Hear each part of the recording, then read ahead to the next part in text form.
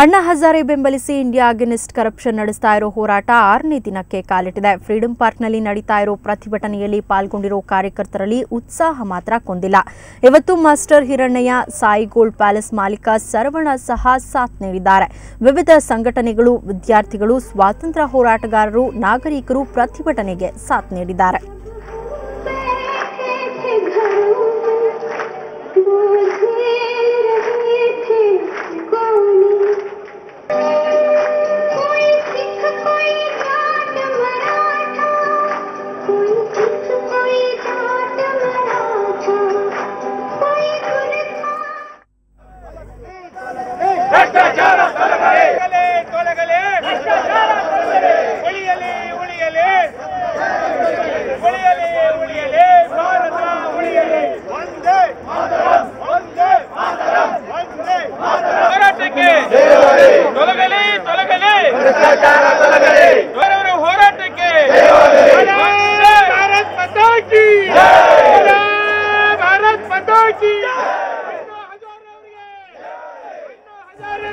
ದೇಶದಲ್ಲಿ ಭ್ರಷ್ಟಾಚಾರ ಏನು ತಾಂಡವಾಡ್ತಾ ಇದೆ ಅದು ಸಂಪೂರ್ಣವಾಗಿ ನಿರ್ಮೂಲವಾಗಬೇಕು. ಎಲ್ಲರೂ ಕೂಡ ತಲೆ ಎತ್ತಿ ನಡಿಬೇಕು. ಯಾವುದೇ ಕೆಲಸಗಾರಿಗೆ ಯಾವುದೇ ಈ ಒಂದು ಭ್ರಷ್ಟಾಚಾರ ಆಗಬಾರ್ದು ಅಂತೇಳಿ ಒಂದು ಒಳ್ಳೆ ನಿಟ್ಟಿನಲ್ಲಿ ಈ ಒಂದು ಕೆಲಸವನ್ನು ಇವತ್ತು ಮಾಡಿದ್ದೀವಿ. ನಿಜವಾಗಲೂ 74 ವರ್ಷ ಆಗಿರುವಂಥ ಅಣ್ಣಾ ಹಜಾರೆ ಏನು ಕೂಗು ಅವರ ಕೂಗು ನಮಗೆಲ್ಲರೂ ಕೂಡ ಈ ದೇಶದಂಥ ಎಲ್ಲ ಕೋಟೆ ಜನರು ಏನು ಈಗ ಬೀದಿಗೆ ಬಂದಿದ್ದಾರೆ ಅದು ಎಲ್ಲದೂ ಕೂಡ ಈ ಕೇಂದ್ರ ಸರ್ಕಾರ ತಕ್ಷಣವೇ ಈ ಜನಲೋಕಪಾಲ್ ಮಸೂದೆ ಏನಿದೆ ಅದನ್ನು ಜಾರಿಗೆ ತರಬೇಕು. ಈ ದೇಶದ ಎಲ್ಲ ಪ್ರಜೆಗಳು ಕೂಡ ಒಳ್ಳೆ ರೀತಿಯಲ್ಲಿ ಮುಂದಿನ ಪೀಳಿಗೆಗೆ ಇದು ಒಂದು ಮಾದರಿ ಆಗಬೇಕು ಅಂತೇಳಿ ಇವತ್ತಿನ ದಿನ ಈ ಒಂದು ಅಣ್ಣಾ ಹಜಾರೆಗೆ ನಾವು ಸಂಪೂರ್ಣ ಸಹಕಾರ ಮತ್ತು ನಮ್ಮ ಒಂದು ಬೆಂಬಲವನ್ನು ಇವತ್ತು ಸೂಚಿಸ್ತಾ ಇದ್ವಿ.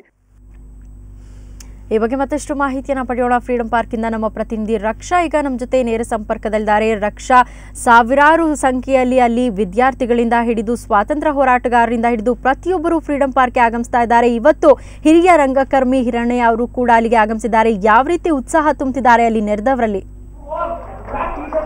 ಹೌದು ಸೌಮ್ಯ, ಇಲ್ಲಿ ಫ್ರೀಡಂ ಪಾರ್ಕ್ನಲ್ಲಿ ಇವತ್ತು ಉದ್ಯಮಿಗಳು, ಉದ್ಯೋಗಿಗಳು, ಯುವಕರು, ಯುವತಿಯರು, ಮಹಿಳೆಯರು ಅನ್ನೋದೇ ಪ್ರತಿಯೊಬ್ಬರು ಕೂಡ ಈ ಒಂದು ಹೋರಾಟಕ್ಕೆ ಬೆಂಬಲವನ್ನು ಸೂಚಿಸ್ತಾ ಇದ್ದಾರೆ, ಸಾಥ್ ನೀಡ್ತಾ ಇದ್ದಾರೆ. ಜನರೆಂದು ಸಾಗರ ರೀತಿಯಲ್ಲಿ ಹರಿದು ಬರ್ತಿದ್ದಾರೆ. ಅಣ್ಣಾ ಹಜಾರೆ ಅವರ ಪರವಾಗಿನ ಈ ಒಂದು ಬೆಂಬಲದ ಘೋಷಣೆ ಕ್ಷಣ ಕ್ಷಣಕ್ಕೂ ಹೆಚ್ಚಾಗ್ತಾ ಇದೆ. ಈ ಮಾಸ್ಟರ್ ಹಿರಣ್ಣಯ್ಯ ಅವರು ಕೂಡ ಲಂಚಾವತಾರ ಅನ್ನುವಂತಹ ನಾಟಕವನ್ನ ಪ್ರಥಮ ಬಾರಿಗೆ ಜನರ ವಿರೋಧದ ನಡುವೆ, ರಾಜಕಾರಣಿಗಳ ವಿರೋಧದ ನಡುವೆಯೋ ಆಡಿ ಈ ಒಂದು ನಾಟಕವನ್ನ ಪ್ರದರ್ಶಿಸಿ ಯಶಸ್ವಿಯನ್ನ ಕಂಡಿರ್ತಕ್ಕಂಥವ್ರು ಹಾಗೂ ಜನರಲ್ಲಿ ಜಾಗೃತಿಯನ್ನ ಮೂಡಿಸಿರ್ತಕ್ಕಂಥ ಮಾಸ್ಟರ್ ಹಿರಣ್ಣಯ್ಯ ಅವರು ಕೂಡ ಇವತ್ತು ಈ ಹೋರಾಟದಲ್ಲಿ ಪಾಲ್ಗೊಂಡಿದ್ದಾರೆ. ಬನ್ನಿ ಅವರ ಹೋರಾಟದ ನುಡಿಗಳನ್ನ ಕೇಳೋಣ, ಹೋರಾಟದ ಬಗ್ಗೆ ಅವರ ಬೆಂಬಲ ಏನು ಅಂತ ಕೇಳ್ತಿಳಿಯೋಣ. ನಮಸ್ಕಾರ ಮಾಸ್ಟರ್ ಹಿರಣ್ಣಯ್ಯ ಅವರಿಗೆ. ಸರ್, ಇವತ್ತು ಈ ಹೋರಾಟದ ಹಾದಿಯಲ್ಲಿ ನೀವು ಕೂಡ ಬೆಂಬಲವನ್ನು ಸೂಚಿಸಿ ಇಲ್ಲಿವರೆಗೂ ಬಂದಿದ್ದೀರಾ. ಅವತ್ತಿನ ಒಂದು ಸ್ವಾತಂತ್ರ್ಯ ಸಂಗ್ರಾಮದ ಹೋರಾಟಕ್ಕೂ ಮತ್ತು ಈ ಹೋರಾಟಕ್ಕೂ ಒಂದು ಹೋಲಿಕೆಯನ್ನು ನೀಡಿದಾಗ ನಿಮಗೆ ಏನನ್ಸುತ್ತೆ? ನಾನು ಪ್ರಥಮತಃ ನಮ್ಮ ಮಾಧ್ಯಮಗಳಿಗೆ ನನ್ನ ಅತ್ಯಂತ ಹೃತ್ಪೂರ್ವ ಕೃತಜ್ಞತೆ ಅರ್ಪಿಸ್ತೇನೆ. ಯಾಕೆಂದರೆ ನಾನು ನಾಟಕ ಶುರು ಮಾಡಿದಾಗ ಲಂಚಾವತಾರ, ಭ್ರಷ್ಟಾಚಾರ ಅವೆಲ್ಲ ಮಾಧ್ಯಮಗಳು ಇತ್ತಿಲ್ಲ, ಬರೀ ಪತ್ರಿಕೆ ಮಾತ್ರ ಇತ್ತು. ಈಗ ಈ ಒಂದು ಎಲೆಕ್ಟ್ರಾನಿಕ್ ಮೀಡಿಯಾ ಅಂತ ಏನು ಕರಿತೀವಿ, ಈ ಮಾಧ್ಯಮ ಬಂದು ಸಾಮಾನ್ಯವಾದ ಒಬ್ಬ ಹಳ್ಳಿಯ ಅನಕ್ಷರಸ್ಥನಿಗೆ ಕೂಡ ವಿಚಾರ ಹೇಳ್ತಾ ಇದೆ. ಇಂಥ ಸಂದರ್ಭದಲ್ಲಿ ನಾವು ಭ್ರಷ್ಟಾಚಾರ ನಿರ್ಮೂಲನೆ ಮಾಡದೇ ಹೋದರೆ ಇದು ಯಾವತ್ತೂ ಆಗಲ್ಲ. ಟುಡೇ ನೆವರ್ ಅಂತ ಹೇಳಿದಾಗೆ ನಾವು ಇವತ್ತು ಮಾಡಬೇಕಾಗಿದೆ. 60 ವರ್ಷ ನಾನು ಇದಕ್ಕಾಗಿ ವ್ಯವಸಾಯ ಮಾಡಿದೆ. 60 ವರ್ಷ ನನ್ನ ಮೇಲೆ ಎಲ್ಲ ರೀತಿಯಾದ ಹಲ್ಲೆಗಳೂ ಆಯಿತು, ಆದರೆ ನಾನು ಹೆದರಲಿಲ್ಲ. ಆದರೆ ಇವತ್ತು ನನಗೆ ಅನ್ನಿಸ್ತಾ ಇದೆ ನನ್ನ ನಿರಾಶೆಯಿಂದ ಸಾಯಬೇಕಾಗಿತ್ತು, ಆದರೆ ಇವತ್ತು ಆಶಾ ಜ್ಯೋತಿ ಅಣ್ಣಾ ಹಜಾರೆ ಅವರಾಗಿ ಬಂದಿದ್ದಾರೆ. ಯಾರೊಬ್ಬರು ನಮಗೆ ಬೇಕು. 1800ರಲ್ಲಿ ಸ್ಥಾಪಿತವಾದ ಕಾಂಗ್ರೆಸ್ಗೆ ಮಹಾತ್ಮ ಗಾಂಧಿ ಹೇಗೆ ಬಂದರು ಹಾಗೆ ನಮ್ಮ ಕೂಗಿಗೆ ಅಣ್ಣಾ ಹಜಾರೆ ಅವರು ಬಂದಿದ್ದಾರೆ. ಅವರು ಬಂದಿರುವ ಕಾಲ ಸಕಾಲವಾಗಿದೆ. ಪ್ರತಿಯೊಬ್ಬ ಭಾರತೀಯನ ಹೊಟ್ಟೆಯಲ್ಲೂ ಕೂಡ ಉರಿತಾ ಇದೆ ಇವತ್ತು. ಆದ್ದರಿಂದ ಈ ಸಕಾಲದಲ್ಲಿ ಈ ಮಾಧ್ಯಮಗಳ ಸಹಾಯದಿಂದ ನಾವು ಇದನ್ನು ಓಡಿಸಬೇಕು. ಭಾರತದಲ್ಲಿ ಪರಿಪೂರ್ಣವಾಗಿ ಹೋಗುತ್ತೆ ಅನ್ನೋ ಭ್ರಮೆ ನನಗೇನಿಲ್ಲ. ಸರ್, ನೀವು ಈಗಾಗಲೇ ಈ ಲಂಚಾವತಾರದ ವಿರುದ್ಧ ಹಲವಾರು ಹೋರಾಟಗಳನ್ನ ಮಾಡಿದಂಥವ್ರು. ಈ ನಿಟ್ಟಿನಲ್ಲಿ ಇವತ್ತಿನ ಯುವ ಜನತೆಗೆ ಏನು ಮೆಸೇಜ್ ಕೊಡಲಿಕ್ಕೆ ಇಷ್ಟಪಡ್ತೀರಾ? ನಾನು ಹೇಳೋದಿಷ್ಟೇ, ಇದು ಇವತ್ತಿಗೆ ನಿಲ್ಲಬಾರ್ದು. ಅಣ್ಣಾ ಹಜಾರೆ ಅವರ ತಲೆಗೆ ನಿಲ್ಲಬಾರ್ದು.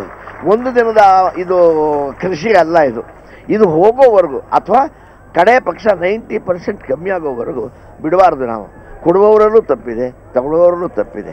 ಅವರವ್ರ ತಪ್ಪಿಗೆ ಅವರವರೇ ಹೊಣೆಯಾಗಬೇಕು, ಆತ್ಮಶೋಧನೆ ಮಾಡ್ಕೋಬೇಕು. ಮಾನ ಮರ್ಯಾದೆ ಇರೋರು ಯಾರೂ ಈ ಕೆಲಸ ಮಾಡ್ತಿದ್ದಿಲ್ಲ. 54ನೇ ಇಸ್ವಿ 55ನೇ ಇಸ್ವಿ ನಾನು ನೋಡಿದ್ದೆ. ಇವತ್ತು ಕೊಡೋರಿಗೂ ತಗೊಳ್ಳೋರಿಗೂ ಮಾನ ಮರ್ಯಾದೆ ಹೋಗಿಬಿಟ್ಟಿದೆ. ಆದ್ದರಿಂದ ಆತ್ಮಗೌರವ ಇಟ್ಕೊಂಡು ದಯವಿಟ್ಟು ನಡೀರಿ ಅಲ್ಲ ಸರ್. ಈಗ ಇಡೀ ದೇಶನೇ ಪಣ ತೊಟ್ಟು ನಿಂತಿದೆ, ಭ್ರಷ್ಟಾಚಾರದ ವಿರುದ್ಧ ಹೋರಾಟವನ್ನು ನಡೆಸ್ತಾ ಇದೆ.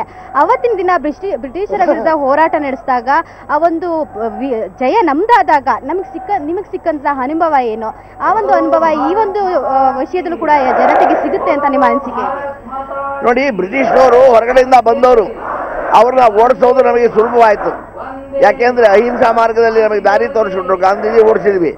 ಆದರೆ ಇಲ್ಲಿ ಬಂದು ಕೂತಾರಲ್ಲ ಇವತ್ತು ನಮ್ಮನ್ನು ಆಳ್ತಿರೋರು, ಇವರಿಗೆ ನಮ್ಮ ವೀಕ್ನೆಸ್ ಗೊತ್ತು, ದೇಶದ ವೀಕ್ನೆಸ್ ಗೊತ್ತು.